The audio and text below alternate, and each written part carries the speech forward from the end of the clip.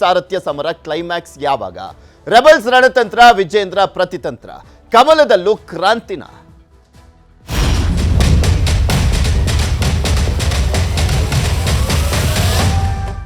ಬಿಜೆಪಿಯಲ್ಲಿ ಡಿಸೆಂಬರ್ ಕ್ರಾಂತಿ ಆಗುತ್ತಾ? ಬಿವೈವಿ ಮುಂದುವರಿಕೆನಾ, ಬದಲಾವಣೆನಾ? ದೆಹಲಿಯಲ್ಲಿ ರೆಬಲ್ ನಾಯಕರ ರಾಜಕೀಯ ಮುಂದುವರೆದಿದೆ. ವರಿಷ್ಠರ ಭೇಟಿಗೆ ಮತ್ತೊಮ್ಮೆ ಸರ್ಕಸ್ ಮಾಡುವಂತ ಪ್ರಯತ್ನವನ್ನು ಮಾಡ್ತಾ ಇದೆ ರಮೇಶ್ ಜಾರಕಿಹೊಳಿಯ ಟೀಮ್. ನೂತನ ರಾಜ್ಯಾಧ್ಯಕ್ಷರ ಆಯ್ಕೆಗೆ ರೆಬಲ್ಸ್ ಟೀಮ್ ಪಟ್ಟನ್ನ ಹಿಡಿದಿರುವಂತದ್ದು. ಅವರನ್ನ ಬದಲಾವಣೆ ಮಾಡಲೇಬೇಕು ವಿಜೇಂದ್ರ ಅವರನ್ನ ಅಂತ. ಆದ್ರೆ ಆ ಪಟ್ಟನ್ನ ವರಿಷ್ಠರ ಮುಂದೆ ಹೇಳ್ಕೊಳ್ಳಿಕ್ಕೆ ಆಗ್ತಾ ಇಲ್ಲ ಅವ್ರಿಗೆ. ಸೋಮಣ್ಣ HDK ಭೇಟಿಯಾಗಿರುವಂಥದ್ದು ರೆಬಲ್ಸ್. ವಿಜೇಂದ್ರ ಮೇಲೆ ಸೋಮಣ್ಣ ಸಹಜವಾಗಿ ಅಸಮಾಧಾನಗೊಂಡಿದ್ದಾರೆ ಅನ್ನುವಂಥದ್ದು ಮೇಲ್ನೋಟಕ್ಕೆ ಕಾಣಿಸ್ತಾನೆ ಇದೆ ಅವರ ಹೇಳಿಕೆಗಳನ್ನು ಗಮನಿಸುವಂತ ಸಂದರ್ಭದಲ್ಲೂ. ಅರುಣ್ ಸೋಮಣ್ಣಗೆ ಬೆಂಗಳೂರು ದಕ್ಷಿಣ ಜಿಲ್ಲೆ ಉಪಾಧ್ಯಕ್ಷ ಸ್ಥಾನ ಕೊಡಲಾಗಿದೆ. ಹಿಂದೆ ಬಿಜೆಪಿ ಯುವ ಮೋರ್ಚಾ ಉಪಾಧ್ಯಕ್ಷರಾಗಿದ್ರು ಅರುಣ್ ಸೋಮಣ್ಣ.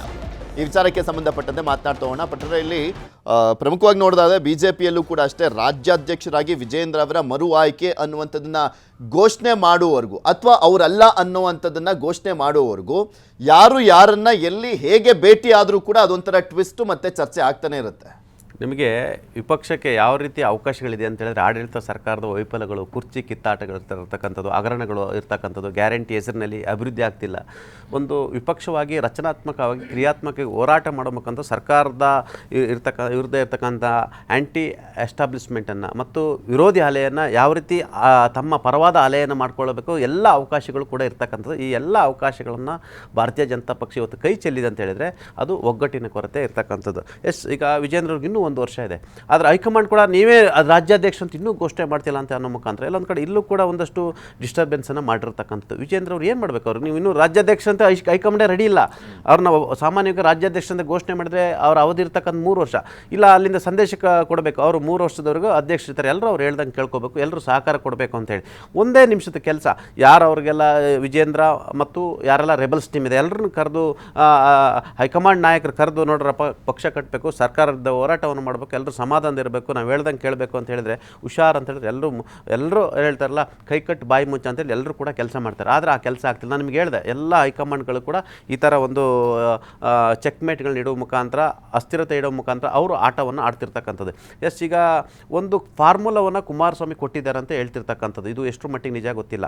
ಅಂದರೆ 2028 ಚುನಾವಣೆಗೆ ಒಕ್ಕಲಿಗ, ಲಿಂಗಾಯತ ಮತ್ತು OBC SC ಈ ಫಾರ್ಮುಲಾ ನಾವು ಚುನಾವಣೆಗೆ ಹೋಗಬೇಕು ಅಂತೇಳಿ. ಈ ಒಕ್ಕಲಿಗ ಮತ ಬ್ಯಾಂಕನ್ನು ನಾನು ಗ್ರ್ಯಾಬ್ ಮಾಡ್ತೀನಿ, ಲಿಂಗಾಯತ ಮತಗಳ ಬ್ಯಾಂಕ್ಗಳನ್ನ ಗ್ರ್ಯಾಬ್ ಮಾಡಬೇಕು. ಸ್ವಲ್ಪ ಅನುಭವ ಇರ್ತಕ್ಕಂಥವ್ರು, ಮಠಮಾನ್ಯಗಳಲ್ಲಿ ಒಂದಷ್ಟು ಕಾಂಟ್ಯಾಕ್ಟ್ ಇರ್ತಕ್ಕಂಥ ಎಲ್ಲರೂ ಕೂಡ ಅವ್ರು ತಪ್ಪು ಮಾಡಿದ್ರು ಸರಿ ಮಾಡಿದ್ರು ಕೂಡ ಎಲ್ಲರನ್ನೂ ಕೂಡ ಸುಳ್ಳು ಸರಿಯೋನು ಏನೋ ಮಾಡಿ ಅವ್ರನ್ನ ಸಮಾಧಾನ ಮಾಡಿ ಅವ್ರ ಜೊತೆ ಕರ್ಕೊಂಡು ಹೋಗುವಂಥ ನಾಯಕರು ಬೇಕು ಅನ್ನೋ ಒಂದು ಫಾರ್ಮುಲನ್ನ ಇಟ್ಟಿದ್ದಾರೆ. ಹಾಗಾಗಿ ಎಲ್ಲೊಂದು ಕಡೆ ವಿಜೇಂದ್ರ ಅವ್ರ ಜೊತೆ ಇದ್ದರೆ ಅದು ಅವರ ವಯಸ್ಸಿನ ಅಜಗಜಾಂತರ ಮತ್ತು ಮುಖ್ಯಮಂತ್ರಿ ಹುದ್ದೆ ಅನ್ನೋದು ಕ್ಲೈಮ್ ಮಾಡೋ ಸಂದರ್ಭದಲ್ಲಿ ವಿಜೇಂದ್ರ ಕೂಡ ಮುಂದೆ ಕ್ಲೈಮ್ ಮಾಡೋ ಸಾಧ್ಯತೆ ಇರ್ತಕ್ಕಂಥ. ಮತ್ತು ವಿಜೇಂದ್ರ ಅಷ್ಟೊಂದು ನಿಮಗೆ ಕಾಂಪಿಟೇಟಿವ್ ಆಗಿ ಆಗಲ್ಲ, ಇವ್ರಿಗೆ ವಿರೋಧಿ ಅಲೆಗಳಿರ್ತಕ್ಕ, ಇವ್ರು ಎಲ್ಲರೂ ಒಟ್ಟಿಗೆ ಸೇರಲ್ಲ ಅನ್ನೋ ಕಾರಣಕ್ಕಾಗಿ ಇದು HD ಕುಮಾರಸ್ವಾಮಿ ಫಾರ್ಮುಲಾ ಅಂತ ಈಗ ಕೇಳಿ ಬರ್ತಿರ್ತಕ್ಕಂಥ. ಆ ಫಾರ್ಮುಲಾಕ್ಕೆ ಅವರಿಗೆ ಸೋಮಣ್ಣ ಆಯ್ಕೆ ಸರಿ ಅನ್ನೋ ಲೆಕ್ಕಾಚಾರ ಇರ್ತಕ್ಕಂಥದ್ದು.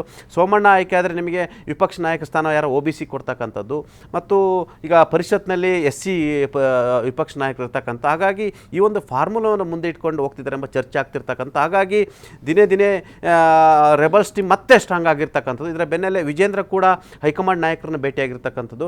ಬಹುಶಃ ಬಿಜೆಪಿಯಲ್ಲೂ ಕೂಡ ಏನೋ ಒಂದು ನಡೀತಾ ಇದೆ. ಆ ನಡೆಯ ಕಾರಣಕರ್ತರಾಗಿರ್ತಕ್ಕಂಥ ಹೈಕಮಾಂಡು. ಈಗ ಹೈಕಮಾಂಡ್ ಅದನ್ನ ಬಗೆಹರಿಸಬೇಕಾಗಿರುವಂಥದ್ದು. ಮಧು, ಇಲ್ಲಿ ತಂದಿಟ್ಟು ತಮಾಷೆ ನೋಡ್ತಾ ಇದ್ದಾರೆ ಎರಡೂ ಪಕ್ಷದ ಹೈಕಮಾಂಡ್ ನಾಯಕರುಗಳು ಅನ್ನುವಂಥ ಸಹಜವಾದಂಥ ಪ್ರಶ್ನೆ. ಯಾಕೆಂದ್ರೆ ಎಲ್ಲರನ್ನೂ ಎಂಟರ್ಟೈನ್ ಮಾಡ್ತಾ ಇದ್ದಾರೆ.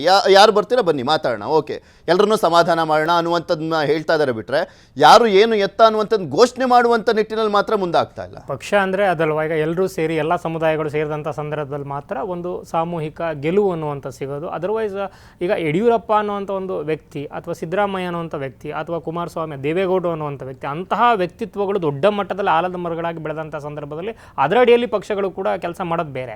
ಆದರೆ ವಿಜೇಂದ್ರ ಅವ್ರ ಬಗ್ಗೆ ಈಗ ಕಾಂಗ್ರೆಸ್ಸಲ್ಲಿ DK ಶಿವಕುಮಾರ್ ಅವ್ರ ಬಗ್ಗೆ ಕೆಲವರಿಗೆ ಏನು ಆತಂಕ ಇದೆಯಲ್ಲ, ಅಂಥದ್ದೇ ಆತಂಕ ವಿಜೇಂದ್ರ ಅವ್ರ ಬಗ್ಗೆ ಕೂಡ ಬಿಜೆಪಿಯಲ್ಲಿ ಇರೋದು. ಅವ್ರು ಬಂದರೆ ಅವರ ಒಂದು ಇಷ್ಟೆಲ್ಲ ಸೀನಿಯರ್ ಲೀಡರ್ಸ್ಗಳಿದ್ದು ಕೂಡ ಈಗ ಅವರು ಅಧ್ಯಕ್ಷರಾಗ್ತಾರೆ ಅನ್ನೋದನ್ನೇ ಕೆಲವರು ಊಹೆ ಮಾಡ್ಕೊಂಡಿರಲಿಲ್ಲ. ಆಗಾಯಿತು, ಅದನ್ನು ಡೈಜೆಸ್ಟ್ ಮಾಡ್ಕೊಳ್ಳೋಕೆ ಇನ್ನೂ ಒದ್ದಾಡ್ತಾ ಇದ್ದಾರೆ. ಇನ್ನೂ ಅದೇ ಪೊಲಿಟಿಕಲ್ ಇಂಡೈಜೇಷನಲ್ಲೇ ಒದ್ದಾಡ್ತಾ ಇದ್ದಾರೆ. ಸೊ ಆ ಹಿನ್ನೆಲೆಯಲ್ಲಿ ಇನ್ನೂ ಮುಂದುವರೆದು ಮುಂದಿನ ದಿನಗಳಲ್ಲಿ CM ಸ್ಥಾನ ಮತ್ತೊಂದು ಮಗದೊಂದು ಅಂತ ಕ್ಲೈಮ್ಗಳು ಶುರುವಾಗೋಂಥ ಸಂದರ್ಭದಲ್ಲಿ ಅತಿ ದೊಡ್ಡ ಏನು ಪ್ರಬಲ ಆಕಾಂಕ್ಷಿ ಆಗ್ತಾರೆ, ಫ್ರಂಟ್ ರನ್ನಲ್ಲಿ ಇರ್ತಾರೆ ಅನ್ನೋ ಕಾರಣಕ್ಕೆ ಈಗ ಹೆಂಗಾದರೂ ಮಾಡಿ ಚೇಂಜಸ್ ಮಾಡಬೇಕು. ಈಗ ಕೊಟ್ಟಾಗಿದೆಯಲ್ಲ, ಇದಾಯ್ತಲ್ಲ, ಏನೂ ಆಕ್ಟಿವ್ ಆಗಿ ಆಗಲಿಲ್ಲ ಅಥವಾ ವೈಬ್ರೆಂಟ್ ಆಗಿ ಆಗಲಿಲ್ಲ ಅನ್ನೋ ರೀತಿ ಇವರು ರಿಪೋರ್ಟ್ಸ್ಗಳನ್ನು ಪದೇ ಪದೇ ಪಾಸ್ ಮಾಡ್ತಾ ಇರುವಂಥದ್ದು ಒಬ್ಬ ವಿಜಯೇಂದ್ರ ಅವರು ಬೇಕು ಅಥವಾ ನಾವೆಲ್ಲರೂ ಬೇಕು ಅನ್ನೋವಂಥ ಒಂದು ಮೆಸೇಜನ್ನು ಪಾಸ್ ಮಾಡ್ತಾ ಇದ್ದಾರೆ. ಈಗ ಒಬ್ಬ ವಿಜಯೇಂದ್ರ ಅವರು ಈ ಕ್ಷಣಕ್ಕೆ ಬೇಕು ಅನ್ನೋ ಕಾರಣಕ್ಕೆ ಅವ್ರನ್ನ ಇಟ್ಕೊಂಡಿದ್ದಾರೆ.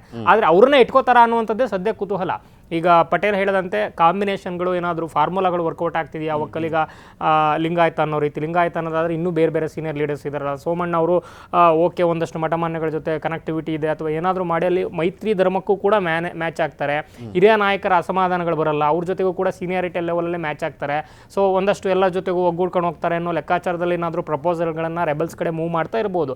1 ಪಾಯಿಂಟ್ ಅಜೆಂಡಾ ವಿಜಯೇಂದ್ರ ಅವರಿಗೆ ಬ್ರೇಕ್ ಹಾಕಬೇಕು ಅಂತ. ಆದರೆ ಅದನ್ನು ಹೈಕಮಾಂಡ್ ಎಷ್ಟರ ಮಟ್ಟಿಗೆ ಏನು ಮನ್ನಣೆಯನ್ನು ಕೊಡುತ್ತೆ, ಯಾಕಂದರೆ ಇವ್ರು ಹೋದಂಥ ಸಂದರ್ಭದಲ್ಲಿ ಆಕ್ಸೆಸ್ ಈಸಿಯಾಗಿ ಭೇಟಿಗೆ ಅವಕಾಶಗಳು ಸಿಗುತ್ತೆ. ವೆರಾಸ್ ರೆಬೆಲ್ಸ್ ಹೋದಂಥ ಸಂದರ್ಭದಲ್ಲಿ ಇಲ್ಲಿ ಮಾಡೋ ಮೀಟಿಂಗ್ನ ದೆಹಲಿಯಲ್ಲಿ ಮಾಡ್ತಾರೆ, ಅಷ್ಟೇ ವ್ಯತ್ಯಾಸ ಬಿಟ್ಟರೆ ಅದರ ಇಂಪ್ಯಾಕ್ಟು ಅಥವಾ ಅದರ ರೀಚು ಎಷ್ಟರಲ್ಲಿತ್ತು, ಮೊನ್ನೆ ಎಷ್ಟಿತ್ತು ಇವತ್ತು ಕೂಡ ಅಷ್ಟೇ ಇದೆ. ಆದರೆ ನಾಳೆ ಅಷ್ಟರಲ್ಲೇ ಉಳಿಯುತ್ತಾ ಅನ್ನುವಂಥದ್ದು ಕುತೂಹಲ ಪೃಥ್ವಿ. ಓಕೆ, ನೋಡೋಣ ಏನೇನಾಗುತ್ತೆ ಅಂತ. ಅದ್ರ ಜೊತೆಗೆ ಮೋಸ್ಟ್ಲಿ ಕಾಂಗ್ರೆಸ್ ನಾಯಕತ್ವ ಬದಲಾವಣೆಯ ಮುನ್ಸೂಚನೆ ಕಾಣಿಸ್ತಾ ಇದೆಯಲ್ಲ, ಸೊ ಅಲ್ಲಿ ಏನಾದರೂ ಆದರೆ ನಮ್ಮಲ್ಲಿ ಏನಾದರೂ ನೆಕ್ಸ್ಟ್ ಚೇಂಜಸ್ ಮಾಡೋಣ ಅನ್ನುವಂಥದ್ದು ಅದು ಇರ್ಬೋದು. ಯಾಕಂದರೆ ಕಳ್ಕೊಳ್ಳೋದೇನೂ ಇಲ್ಲ. ಈಗ ಸ್ಟೇಟಸ್ ಕೋ ಮೇಂಟೈನ್ ಮಾಡಿ ಪಟೇಲ್ ಹೇಳಿದಂತೆ ಇನ್ನೂ ಒಂದಷ್ಟು ದಿನಗಳಿರೋದ್ರಿಂದ ವಿಜಯೇಂದ್ರ ಅವರಿಗೆ ನಿಧಾನಕ್ಕೆ ಬ್ಯಾಕ್ ರೂಮಲ್ಲಿ ಏನೇನು ಫಾರ್ಮುಲಾಗಳನ್ನು ಮಾಡಬೇಕು ಅದನ್ನು ಕೂಡ ಮಾಡ್ತಾ ಇರ್ಬೋದು. ಕಾಂಗ್ರೆಸ್ನ ಪಲ್ಲಟಗಳನ್ನು ನೋಡಿಕೊಂಡು ಇಲ್ಲಿಯ ಏನು OBC, ದಲಿತು ಅಥವಾ ಒಕ್ಕಲಿಗ ಮತ್ತು ಲಿಂಗಾಯತ ಎಲ್ಲ ಕಾಂಬಿನೇಷನ್ಗಳನ್ನು ವರ್ಕೌಟ್ ಆಗುವಂತಹ ಅತಿದೊಡ್ಡ ಜಯದ ನಿರೀಕ್ಷೆಯಲ್ಲಿರುವಂಥ ಈಗ NDA ಬಿಹಾರದ ಚುನಾವಣೆಯ ನಂತರ ಅಂಥದ್ದೊಂದು ಏನು ಮ್ಯಾಜಿಕನ್ನು ಇಲ್ಲಿ ಮಾಡಬೇಕು ಅಂತ ಏನು ನಿರೀಕ್ಷೆಯನ್ನು ಇಟ್ಕೊಂಡಿದೆಯಲ್ಲ, ಈ ಸಲ ಮೈತ್ರಿ ಧರ್ಮವನ್ನು ಕೂಡ ಸೇರಿಸ್ಕೊಂಡು ಒಟ್ಟಾರೆ ಫಾರ್ಮುಲಾವನ್ನು ಮಾಡಬೇಕು ಅನ್ನೋ ಲೆಕ್ಕಾಚಾರದಲ್ಲಿ ಕಾದು ನೋಡುವ ತಂತ್ರವನ್ನು ಕೂಡ ಮಾಡ್ತಾ ಇರಬಹುದು. ಪೃಥ್ವಿ, ಕಾದು ನೋಡೋಣ ಏನಾಗುತ್ತೆ ಅಂತ. ಧನ್ಯವಾದ ಮಧು.